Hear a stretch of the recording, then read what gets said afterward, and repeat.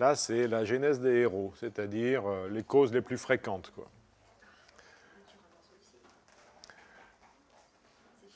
Donc, si vous avez suivi un tant soit peu, donc les causes les plus fréquentes, c'est dans l'ordre ORL, équivalent d'asthme et reflux. Alors, si on s'intéresse d'abord à la toux d'origine ORL.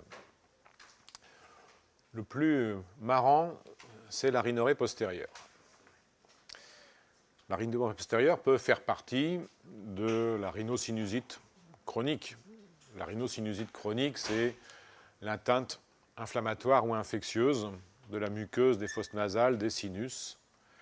Et c'est souvent quelque chose qui dure effectivement. Considérez que ces signes persistent souvent plus de 3 mois ou avec des épisodes plus de 10 jours par an où c'est beaucoup plus marqué. Le signe radiologique, c'est difficile à interpréter. C'est pour ça qu'on dit par principe, et ça correspond à une réalité, que la radiographie de sinus n'a pas d'intérêt et qu'on n'en fait plus, on n'en fait plus du tout, du moins dans ce contexte-là, que ce soit la toux ou l'asthme ou autre chose. On retrouve sur le plan clinique un certain nombre de signes qui ne sont forcément pas toujours présents du tout. Et ce qui est plus intéressant, c'est quand il n'y a pas de signes. Parce que quand on trouve des éléments comme le nez bouché, le nez qui coule de façon généralement avec de l'eau, une rhinorrhée aqueuse, ou des éternuements, ou de l'anosmie, ou de l'hyposmie, ou des douleurs, bon, on sait que ça oriente naturellement vers un problème de rhinosinusite chronique, voire de polypose. Mais ce qui est le plus marrant, c'est la rhinorrhée postérieure. Alors, quand je dis que c'est le plus marrant, c'est que de façon assez exceptionnelle, on la voit. C'est quelque chose qui est extrêmement invalidant, mais là aussi, tout ce qui est chronique et qui fait que ça horripile l'environnement, c'est invalidant. Mais c'est invalidant essentiellement sur le plan social et relationnel, quoi. Ça donne l'impression d'avoir quelque chose au fond du nez ou au fond de la gorge, quoi. Et ce sont des gens qui ont tendance à racler le fond de la gorge de façon régulière. Alors c'est difficile de le décrire, mais ça s'entend très bien, quoi. C'est des gens qui régulièrement. Et on en voit beaucoup comme ça. Ça veut dire que la rhinorrhée postérieure, quelle qu'en soit la cause, ne s'accompagne pas forcément d'une toux chronique, mais que la toux chronique est souvent liée à une rhinorrhée postérieure. Les relations sont complexes et controversées. Ça veut dire que toutes les rhinosinusites chroniques ne s'accompagnent pas d'un jetage postérieur ou rhinorrhée postérieure.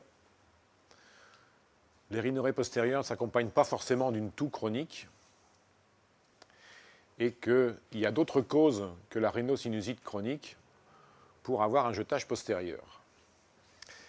Et ça aboutit là aussi à une notion de pharynx irritable quand il y a une toux chronique comme ça. C'est pas grand-chose dans la paroi pharyngée postérieure qui déclenche la toux. Comme si le pharynx de ces patients était irritable. Alors, dans un premier temps, bien sûr, il faut, lorsqu'on est confronté à ça, il faut essayer de trouver la cause, si elle existe. Elle n'existe pas toujours, on ne la trouve pas toujours. Et ces causes peuvent être la rhinosinusite chronique, on l'a dit, mais aussi des anomalies architecturales toutes bêtes au niveau du nez. Et c'est parfois intégré à un reflux gastro-œsophagien. C'est-à-dire que le reflux en lui-même peut s'accompagner d'un pharynx irritable avec la sensation d'avoir quelque chose de coincé au fond de la gorge.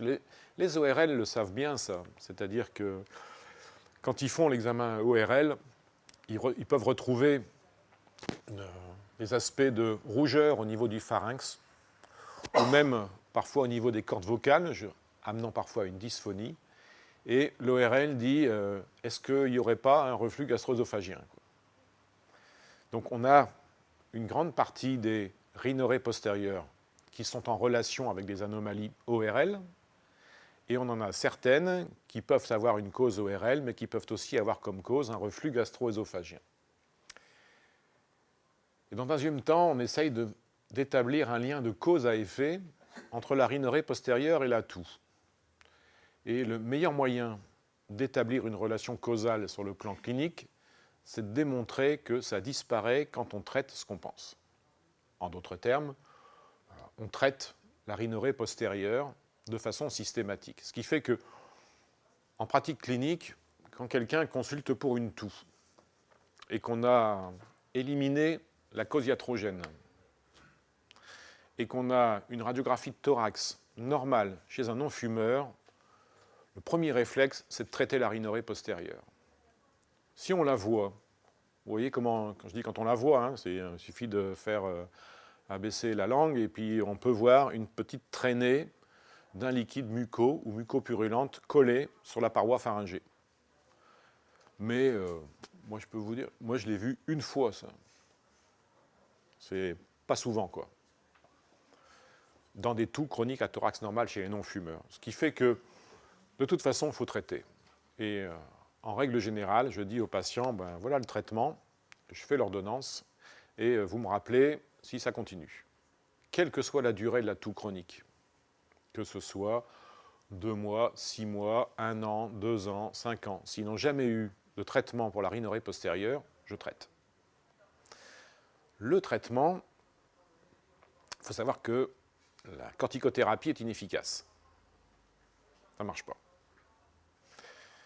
Que les seuls traitements qui marchent, c'est ça, pour la rhinorrhée postérieure. Donc, ce qui est conseillé actuellement, c'est vasoconstricteurs locaux au niveau nasal et antihistaminiques en privilégiant les antihistaminiques de première génération. Quand on a affaire à des sujets pour lesquels il n'y a aucun facteur de risque avec éphédrine, pseudoéphédrine, moi je prescris ce qu'on appelle actifedrum.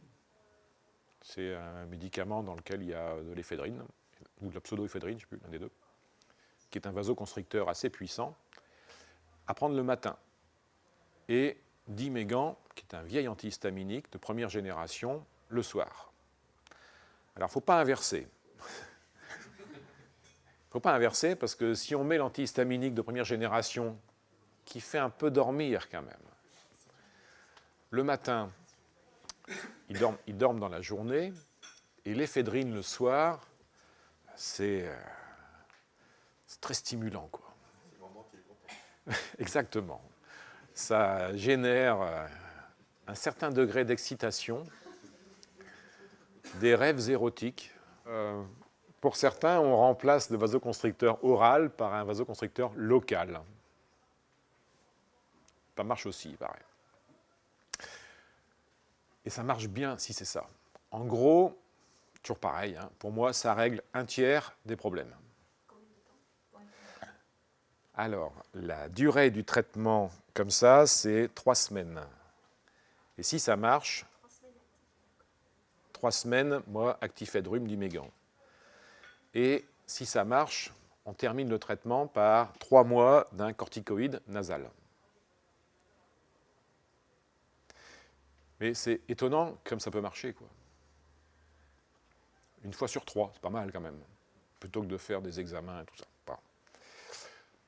Bien sûr, quand la rhinorrhée postérieure est visualisée, bon, c'est bien. La réponse au traitement peut prendre quelques semaines, mais moi je trouve que le problème se règle en 2 semaines, en 14 jours. Et pour continuer, on fait 3 semaines de traitement, quoi. Il n'y a pas de relation entre ce qu'on peut voir ou ce que les gens disent et l'intensité de la toux. Ça veut dire qu'on peut avoir une toux extrêmement gênante et ne voir absolument rien. Et c'est pour ça qu'il ne faut pas se poser trop de questions. Et je suis toujours un peu désolé quand on voit des patients qui sont adressés pour bilan, par exemple par on va dire les plus jeunes, les internes, pour faire toute une série d'examens qui sont des examens de deuxième ligne, alors que cette première étape du traitement de la rhinopharyngite postérieure n'a pas été faite à partir de la consultation. Moi, je trouve que c'est une erreur. Quand on ne le voit pas, ça n'exclut pas le diagnostic et ça justifie le traitement systématique en première intention. Même s'il faut s'attacher à le rechercher. L'équivalent d'asthme. L'équivalent d'asthme, c'est la deuxième grande cause, et ça explique pourquoi les EFR sont très rapides. Alors globalement, il y a deux situations. Soit l'asthmatique est connu, et à ce moment-là, c'est juste un signe associé au mauvais contrôle de l'asthme, même si ce n'est pas des crises. Ça veut dire que la maladie asthmatique est persistante, et c'est l'intérêt chez ces patients-là du NO exhalé, par exemple. Parce qu'un asthmatique contrôlé, il a un NO exhalé, vous ne faites pas, hein, je pense. C'est cher, j'ai déjà dit. Ouais. Et le NO exhalé, quand l'asthme est contrôlé, il est en dessous de 25, quoi. Un asthmatique qui ne va pas bien, il a 240 de NO, par exemple. Et donc, si on veut déterminer que la toux chez un asthmatique connu est liée à un mauvais contrôle de l'asthme, ben c'est un bon critère, quoi. Est-ce que tu l'utilises en suivi de routine d'un asthmatique? Non. Jamais. Uniquement chez les patients qui sont sous biothérapie, là. Ceux qui sont sous Xolair, maintenant sous anti-IL5. Voilà. Là, on l'utilise, mais plus pour, on ne dit pas ça, mais c'est plus pour le plaisir que pour le changement de traitement, quoi. Mais notamment, on imagine bien que, par exemple, sous Xolair, si on veut être sûr que ça roule bien, c'est-à-dire que la dose est bien adaptée, qu'on est maintenant à 2 à 3 ans de traitement par Xolair et qu'on se demande ce qu'on va faire, c'est-à-dire est-ce qu'on va espacer un peu les doses de Xolair, est-ce qu'on va diminuer un peu la dose avant de changer un traitement comme ça, on utilise le NO exhalé. Donc soit c'est un asthmatique connu, c'est assez facile, soit c'est une toux isolée qu'on va appeler un équivalent d'asthme.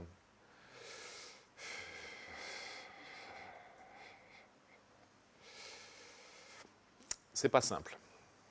C'est pas simple parce que si on a de la chance, on tombe sur un trouble ventilatoire obstructif, réversible. Mais si on a une fonction qui est strictement normale, la seule façon d'aller dans cette piste-là, c'est l'hyperréactivité à la métacholine, test de provocation métacholine. Et ça, c'est, comme on l'a dit, c'est difficile d'accès comme examen. Mais bon, c'est faisable, hein, c'est faisable.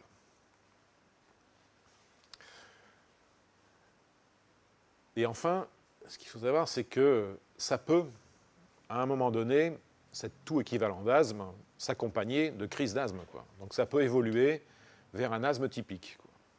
Même si au départ, c'est complètement isolé, qu'on n'a pas l'information d'antécédents atopiques dans l'enfance, une dermatite, la rhinite, même si le trouble ventilatoire n'existe pas au moment où on les voit, ça peut évoluer, si on n'y fait rien, vers un asthme caractéristique.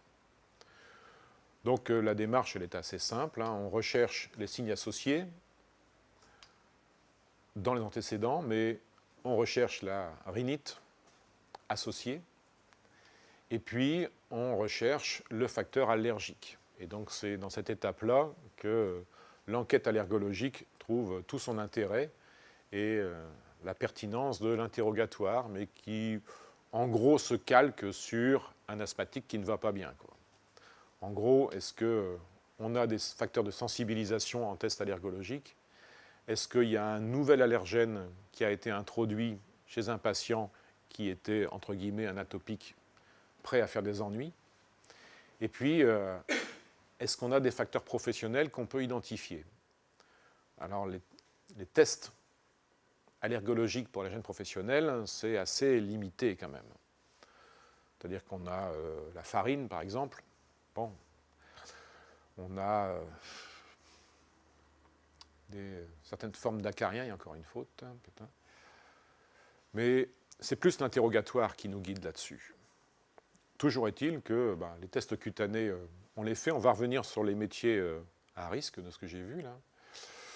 Bon, ça on connaît. Ça, oui. Le piège, c'est bien sûr l'arrêt des médicaments. Parce que quand les gens viennent consulter pour la toux, ils sont sous des traitements divers et variés. Et donc, faire les tests allergologiques s'ils sont sous antihistaminiques notamment, et certains antihistaminiques dans les sirops antitussifs, faut se méfier, quoi. Bon, ça vous connaissez. Et ça vous connaissez quand c'est bien positif. Voilà. Les IgE spécifiques, c'est beauf, hein. C'est plus interrogatoire et test allergologique. Les IgE spécifiques, c'est vraiment en deuxième intention à nouveau, et donc souvent ça passe à l'as, quoi. C'est surtout parce que les IgE, c'est comme les tests, quoi. C'est-à-dire que c'est un témoin d'une sensibilisation, c'est un témoin de l'atopie. Ça ne signe jamais la relation causale entre l'allergie, enfin, la sensibilisation dépistée et la manifestation clinique qu'on observe, quoi. Ce qui fait la relation là-dedans, c'est soit l'interrogatoire, soit l'efficacité d'un traitement, éviction par exemple, quand il y a introduction d'un cobaye dans la cuisine, parce qu'il y a des gens qui mettent des cobayes dans leur cuisine, avec des cages, et puis des roues, et ils tournent dans sa roue, quoi. Et je sais pas, il y a des gens qui achètent ça. Non mais, vous ne me croyez pas, peut-être pas ici, mais en France, il y en a, hein. Oh. Non mais voilà, ils le font, quoi. Ils osent le faire. Bon. Donc c'est plutôt l'efficacité du traitement ou de l'éviction qui permet d'assurer la relation causale, quoi. Plus que les IgE qui vont... Ouais, bon. Alors, c'est sûr que quand on ne peut pas faire les tests, ça a une pertinence.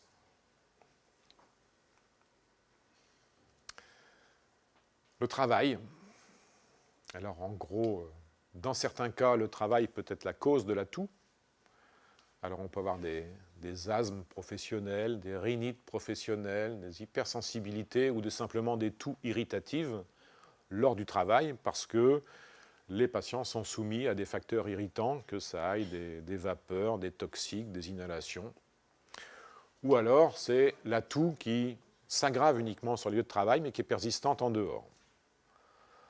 Alors, des métiers qui peuvent être en cause dans une toux, il y en a des kilos, quoi. Alors, voilà, toute une liste ici, mais c'est jamais exhaustif, quoi.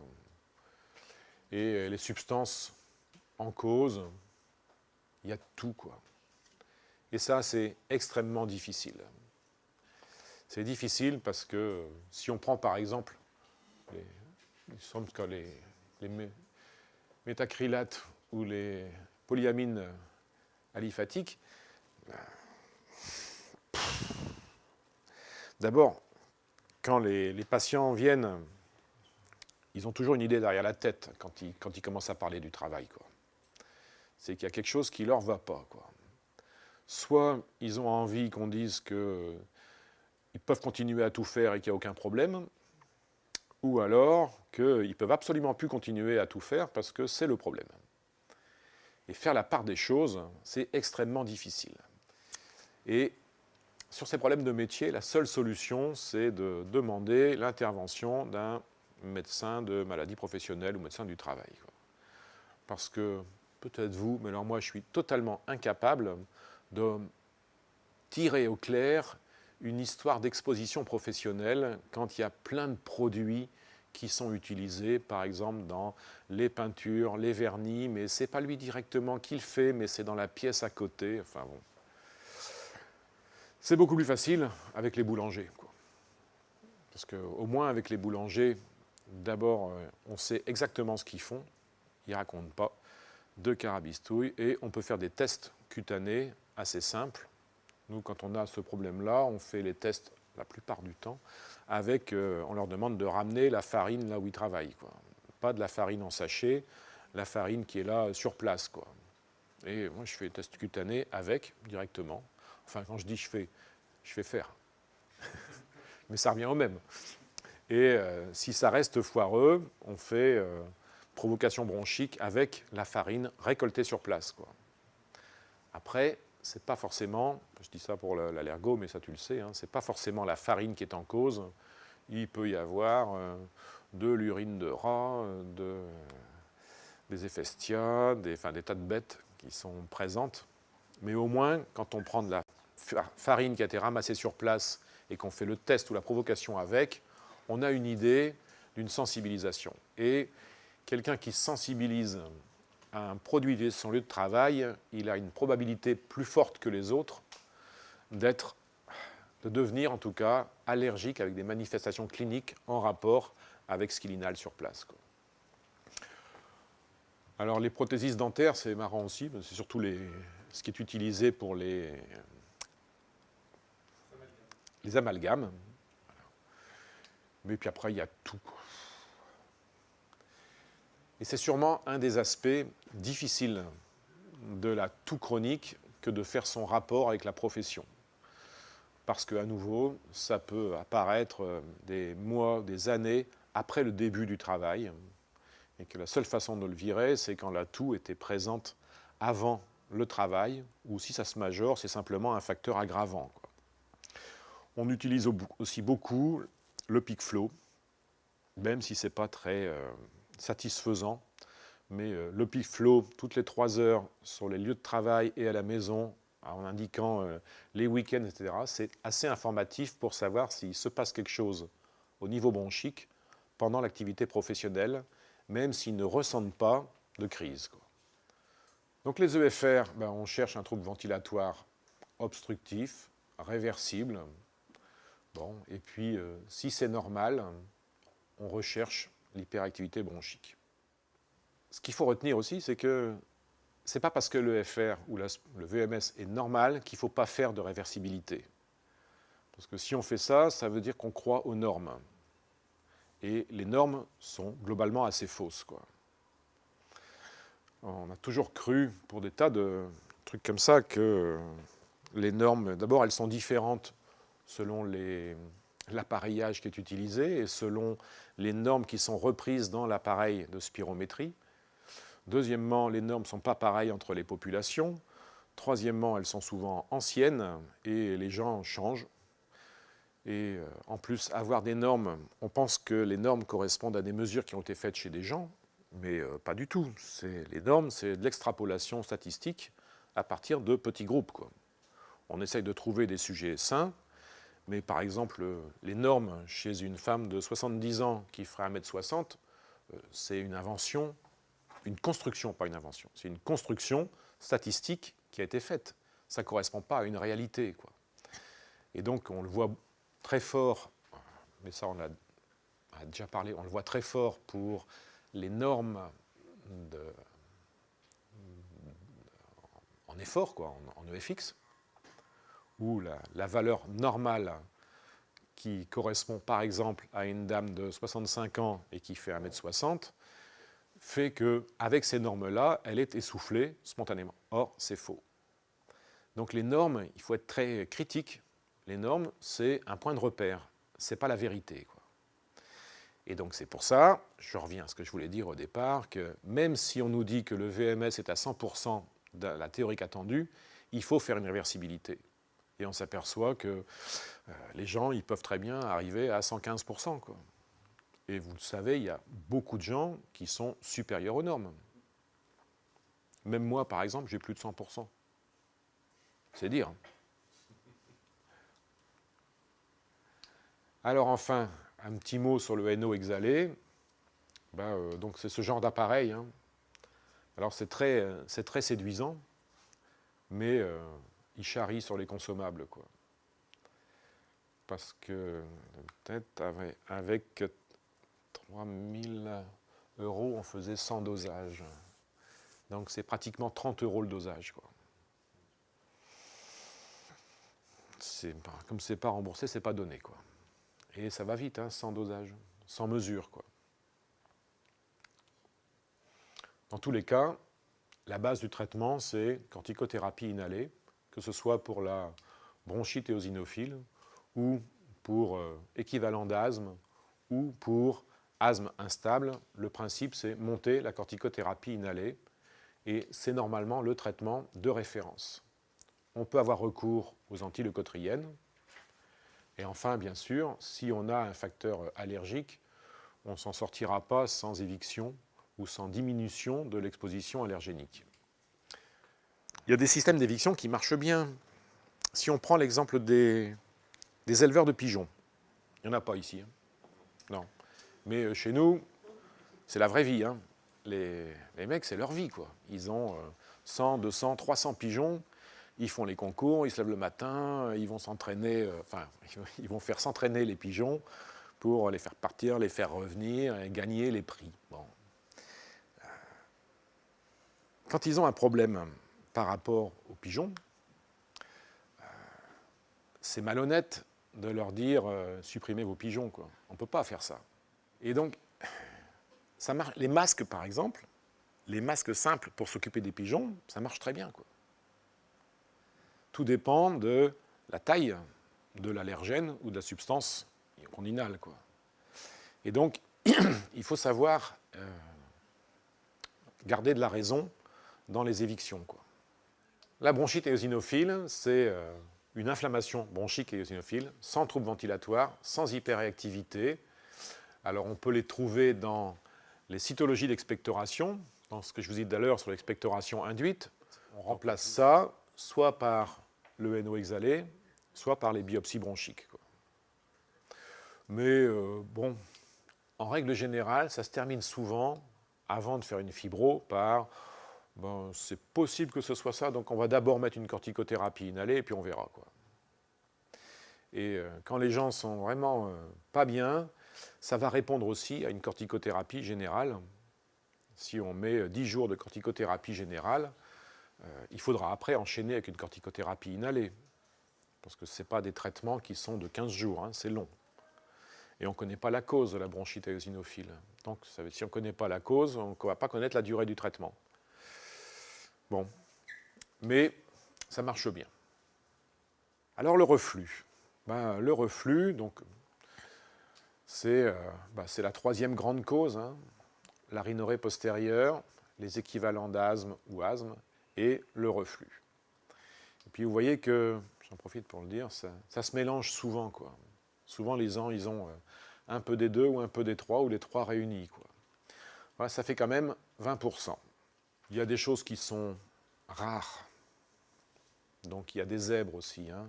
Il y a la sclérodermie comme cause de reflux, ou il y a la chalasie, cause de reflux, tout ça qui témoigne de troubles moteurs de l'œsophage, mais la cause la plus fréquente, c'est quand même la béance cardiale avec une hernie hiatale éventuelle et des remontées acides faciles pour un oui, pour un non, soit pour des efforts d'augmentation de pression abdominale, soit pour des positions allongées, quoi. C'est quand même le plus fréquent de loin, de loin, de loin. Alors ce qui est intéressant, c'est qu'ils ont rarement des symptômes typiques de reflux, quoi. Autant on recherche le signe du lacet, bon, l'atout qui est déclenché avec quelques douleurs rétrosternales quand ils sont penchés en avant, l'atout qui se déclenche au primo décubitus, elle est nocturne ou après le repas, mais vraiment le plus souvent, il n'y a aucun signe, quoi. Et là aussi, c'est bien pour ça qu'on est dans une stratégie où, que ce soit la rhinorrhée postérieure, l'équivalent d'asthme ou le reflux, on évoque le diagnostic et on met en route les traitements sans avoir de preuves ou de certitudes, même s'ils sont complètement isolés, quoi. Alors on peut toujours documenter, hein. La pH-métrie de 24 heures, pendant longtemps, ça a été fait. Maintenant, c'est passé un peu au second plan, quoi. C'est passé au second plan par rapport au traitement des preuves systématiques. Donc les reflux, ça peut être des petites micro-aspirations ou ça peut être un mécanisme réflexe. Alors, globalement, on va dire que les données dans la littérature et les études sont toutes divergentes. Mais c'est dur d'avoir une idée de la physiologie exacte quand on fait des essais en mettant une sonde, parce qu'on n'est plus dans la physiologie quand on a déjà une sonde dans l'œsophage pour analyser les modifications de pH et savoir ce qui s'y passe. Et donc, déterminer que la toux est due à un reflux, que ce soit des micro-aspirations ou un mécanisme réflexe, si on veut en être sûr, l'élément de référence, c'est la pH-métrie de 24 heures avec un index systématique, un bouton sur lequel les gens appuient pour indiquer qu'ils ont toussé, quoi. Mais bon, ça c'était il y a 15-20 ans, quoi. On cherche toujours à comprendre pourquoi ça fait ça, qu'est-ce qui est en cause, mais c'est pas très clair. Chez l'enfant, par exemple, les micro-aspirations sont plus fréquentes. Et on recherche, quand c'est comme ça, quand c'est vraiment gênant chez l'enfant, et avant d'avoir un traitement agressif, par traitement agressif, on entend chirurgical le cas échéant, on recherche des lipidophages dans le lavage alvéolaire. C'est-à-dire que quand il y a des micro-aspirations, on va avoir des petites parties du surfactant qui vont se faire abîmer et qui vont être captées par les macrophages. On les appelle alors des lipidophages. Et quand il y a des lipidophages dans le lavage d'un enfant, ça veut dire qu'il a un reflux œsophagien avec des petites micro-aspirations. Chez l'adulte, on trouve rarement. Alors il y a aussi des anomalies au niveau œsophagien qui peuvent expliquer qu'il y a un élargissement des espaces intercellulaires qui vont favoriser l'apparition d'un réflexe de toux. Et bon, on se rend compte que, eh bien, on peut améliorer de façon spectaculaire, j'allais dire, ces modifications de la muqueuse œsophagienne avec le traitement par IPP. L'intérêt, c'est de montrer qu'il faut traiter assez longtemps, quand même. Quand on traite un reflux, le point de départ, c'est 3 mois de traitement. Et après, on voit. Alors, on le recherche dans les toux chroniques. Quand on a éliminé ce qu'on a dit avant, thorax normal, on élimine le médicament, les équivalents d'asthme, la rhinorrhée postérieure, à cliché normal, et encore plus si on a un contexte évocateur, quoi. Alors, plus que l'obésité, je dirais que c'est les variations de poids qui favorisent la béance cardiale. Entre les gens qui ont grossi, et puis tout d'un coup se disent « Ah, maintenant, je vais maigrir ». Hop, ils perdent du poids avec un régime, comment ça s'appelle un régime à la con, oui, c'est ça. Et hop, ils perdent du poids, et puis ils arrêtent, et ils reprennent du poids. Et ces variations pondérales, ça favorise vraiment les modifications du cardio. La fibrodigestive, uniquement s'il y a des signes évocateurs digestifs d'une œsophagite, quoi. Et de toute façon, ça devient intéressant quand on pense à une solution plus radicale sur le plan du reflux, c'est-à-dire à une chirurgie du reflux, parce que les bonnes indications de chirurgie du reflux, c'est quand il y a un problème un problème endoscopique qui justifie quelque chose, quoi. En d'autres termes, quelqu'un qui est sous traitement par IPP et qui conserve une œsophagite, c'est une bonne indication à de la chirurgie. Mais la chirurgie du reflux dans la toux, c'est d'une façon assez générale un échec. Donc les approches, c'est essentiellement des inhibiteurs de pompe au proton, double dose, 3 mois. Et la pH-métrie ou les autres examens, c'est uniquement en cas de discordance, d'évolution pas claire, ou si il y a quelque chose qui le justifie et qu'on voudrait traiter éventuellement de façon endoscopique ou par chirurgie, mais ça c'est le rôle du gastro, quoi. C'est pas le nôtre. Donc en gros, le traitement c'est un traitement empirique. Ça s'améliore, il faut que ça guérisse, quoi. Amélioration, c'est pas suffisant. Si vous en avez déjà eu des reflux pour vous, vous savez qu'il faut que ça guérisse sous IPP. Sinon, ça va merder après, quoi. Et ça peut être une partie, puisqu'il y a parfois plusieurs causes associées. On arrête les IPP au bout de 3 mois, il n'y a pas de récidive, très bien. Il y a récidive, mais c'était efficace, mais ça reprend dès qu'on arrête, eh bien on prend un traitement à long terme, et souvent à dose normale. Où on a le traitement et ça ne change rien, là on se pose juste la question de cet examen où on change de voie. Alors l'impédance-métrie, je ne sais pas si vous voyez ce que c'est ou pas. Non ? Alors, j'ai juste une illustration d'une pH-métrie. Bon. Donc ici c'est le pH et là on est dans les régions acides, quoi. Et donc si on a les épisodes de toux qui sont concomitants des épisodes acides, c'est pas mal ça. Mais vous voyez qu'il y a des épisodes comme celui-ci ici où peut-être la durée de l'acidité n'est pas suffisante, ou même ici, et il n'y a pas forcément la toux. Ce qui ramène au point de départ, au tout premier truc qu'on a dit, c'est dans les situations où la toux chronique commence, il y a le stimulus doit être un stimulus agressif, quoi. Et on peut très bien supporter des petites baisses de pH, parce qu'on en a tous, sans que ça génère de la toux. Et quand elle dure, ou qu'elle est plus profonde, on va dire, ça déclenche la toux. Bon. Et ça, c'est l'APH impédance-métrie. C'est-à-dire qu'en gros, c'est la même chose. C'est-à-dire que c'est une sonde. C'est une sonde qu'on descend jusqu'au niveau de l'œsophage, de façon à récupérer 2 informations. La première, c'est la pH-métrie, et la deuxième, c'est des variations de pression. Donc on a les 2 informations sur la même sonde.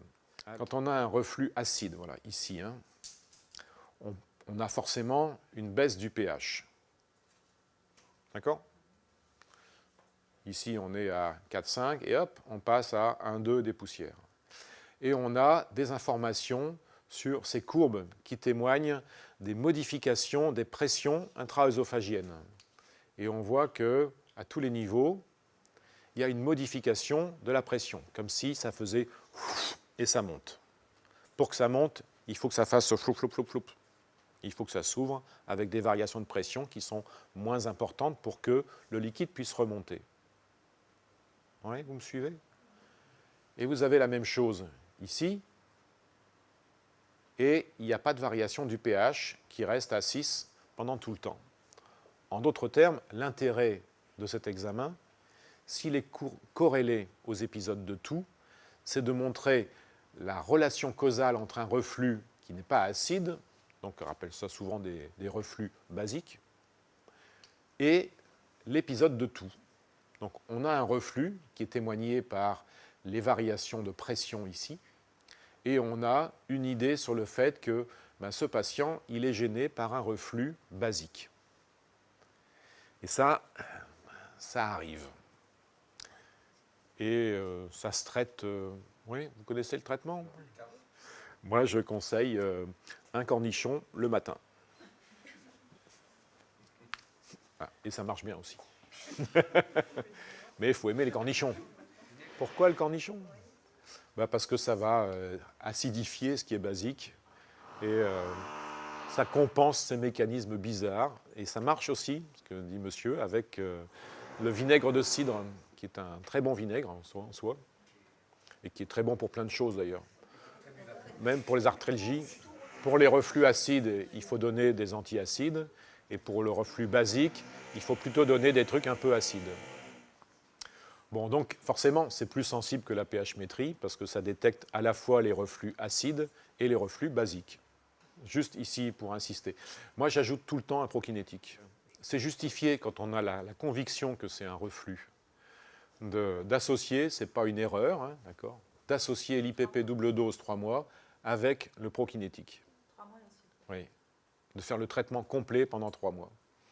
Et on a parlé de la chirurgie en disant qu'ils disent avec grande prudence, diagnostic certain, en pratique, nous, on ne fait plus jamais dans les toux chroniques, quoi.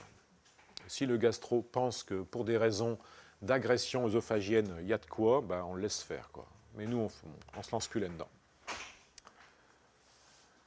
Et pourtant, malgré tout ça, les données dans la littérature sont là aussi un peu controversées et il conclut qu'il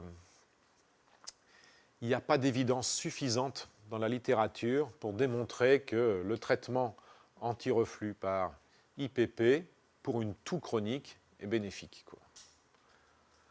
Et donc c'est toujours un peu difficile dans la tête d'avoir des données de evidence-based medicine qui nous disent qu'il n'y a pas de données suffisantes pour démontrer que c'est utile, mais qu'il y a quand même un certain nombre de patients chez qui ça rend service. Alors on va dire que ce n'est pas evidence-based. Bon, ben oui. Je ne sais pas ce que vous en pensez, mais moi je fais, moi, de toute façon. Les recommandations des sociétés savantes, c'est quand même de traiter double dose pendant 3 mois. Bon. Mais là, comme on dit toujours, hein, l'évidence-based medicine, par exemple, pour le saut à parachute, ça n'a pas été montré, quoi.